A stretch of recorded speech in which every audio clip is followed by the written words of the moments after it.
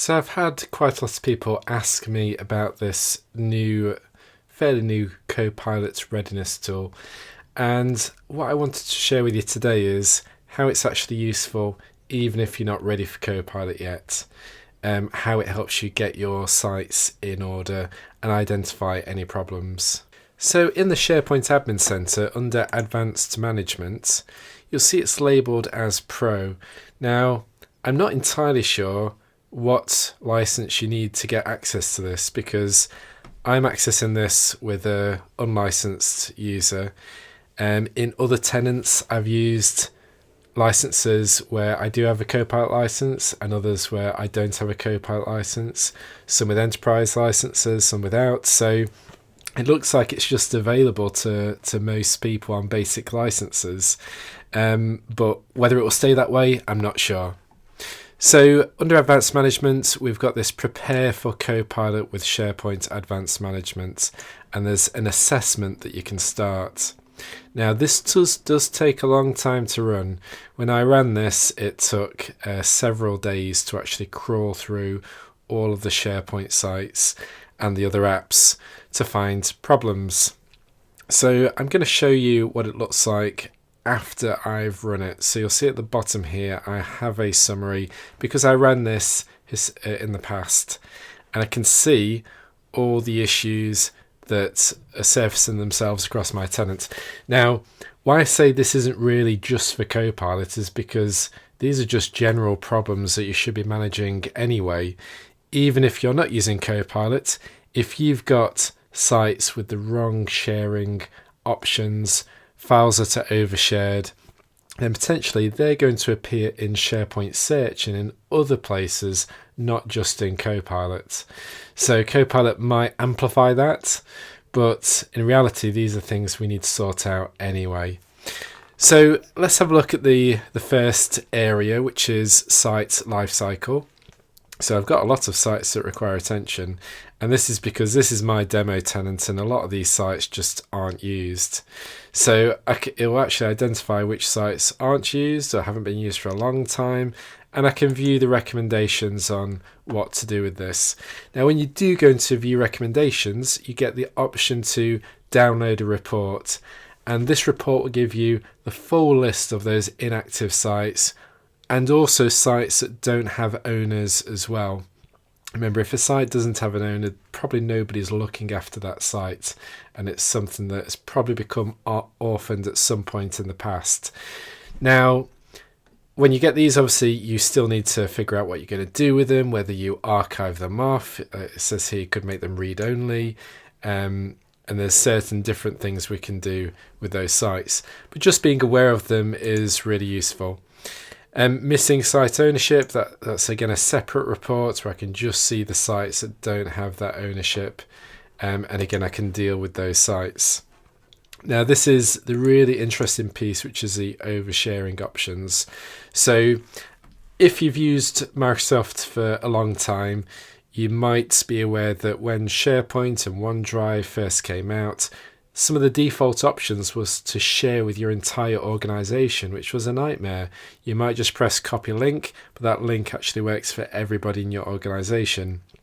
And although they may not have been discovered at the time by other people in the organization, with Search, with Copilot, those links will be discovered at some point, and they may already have been discovered, and you could have data breaches on your hand. So it's important we get hold of that. But also just, how people are generally using permissions and what were those sites set up with originally. And this has given me a good idea of that. So again, there's a lot of detail here and it does require digging into the information, but it's a great way to get this information without running really complicated PowerShell scripts that get throttled, that are really difficult to run. So one of these is broken permission inheritance, and we can again download a report of this, and we can see which sites have unique permissions. And then if I just download this report, we can have a quick look at an example. So here we go, got a massive list of sites in here, and I can see if external sharing is enabled. So if I was to just turn this into a table in Excel, I can just easily filter these columns. So I can see which ones have external sharing enabled. And again, I'm out to focus in on those and decide is that the right option for those sites moving forwards. I've got site privacy, and this works for your team sites, where they're created as private sites or where they're created as public sites. I mean, I would be worried for any public sites that get created, and I would want to deal with those if they contained any sensitive information or might do in the future. So we can see a number of users that have access, number of guest user permissions.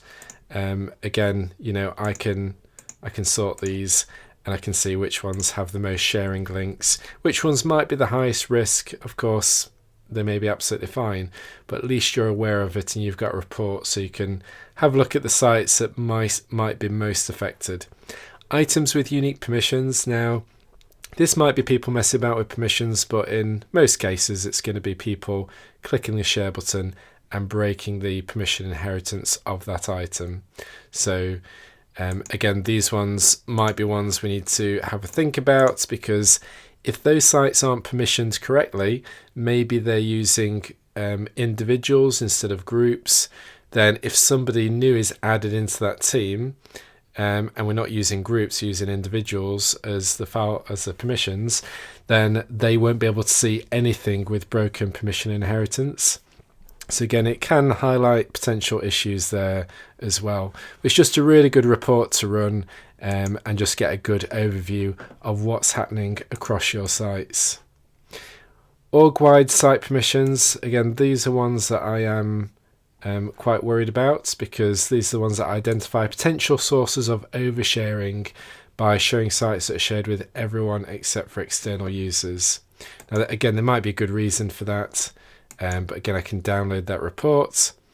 In fact, you'll see that it's exactly the same report, because all the information is in the same report as it was before. And again, I can see, I can sort these and I can have a look at those and dig into the details.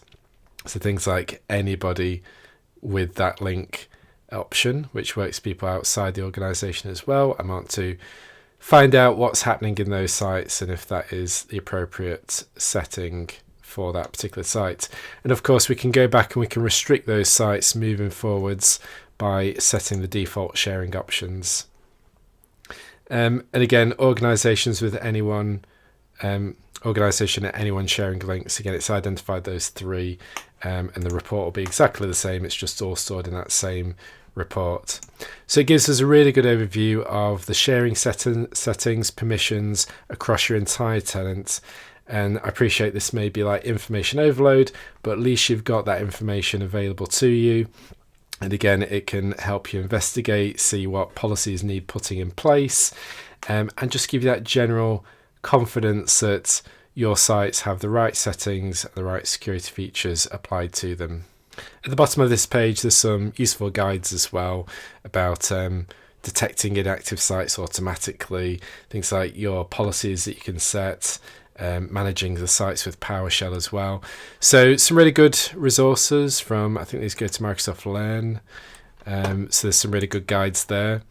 But yeah, really good exercise to do on your tenant. If you did want to start that process, if I wanted to restart this assessment, it's going to take a long time. Depending on how big your tenant is, it's going to take longer. So if I just press this to restart now, you'll just see what the experience is.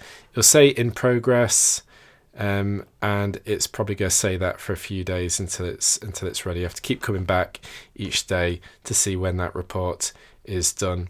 But I thought it was worth making you aware of that feature. Again, I don't know how long it's going to be available to most people.